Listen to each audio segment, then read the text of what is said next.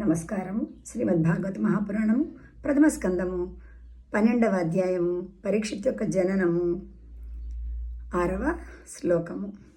కింతే కామాః సురస్పార్హా ముకుంద మనసో ద్విజాః అధి జహ్రూర్ముదం రాజ్ఞః క్షుదితస్య యథేతరే.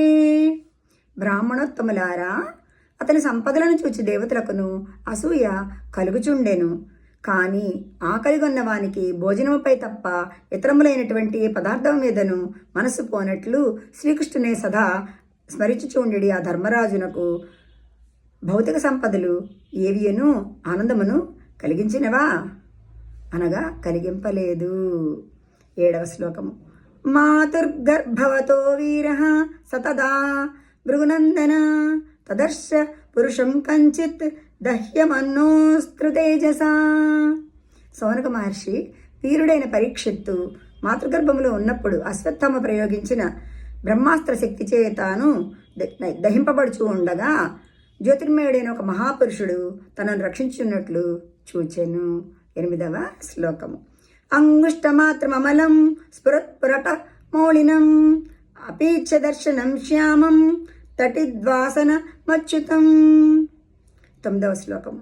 శ్రీమదర్గ చతుర్బాహుం తప్త కాంచన కుండలం క్షతచాక్షం గదాపాణిమాత్మనః సర్వతోదిశం పరిభ్రమంత ముల్కాభాం భ్రామయంతం గదాముహు.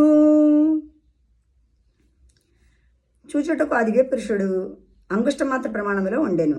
ఆయన శరీరము నిర్మలముగా ఉండెను. అతడు శ్యామవర్ణ శోభితుడు. ఆయన ధరించిన పట్టు పీతాంబరములు దగదగా మెరియుచుండును.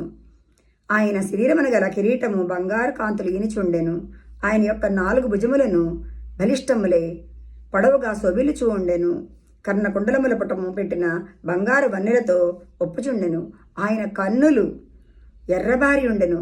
ఉల్కల వలె హిమిట్లు గరుపుచూ ఉన్న గదను చేపట్టి దానిని పదే పదే తిప్పుచు తాను శిశువు చుట్టూను తిరుగుచుండెను. 10వ శ్లోకము. అస్త్రతేజస్వగదయా నిహారమివ గోపతి విధమంతం సన్నికర్షే పర్యైక్షత కైత్యసౌ.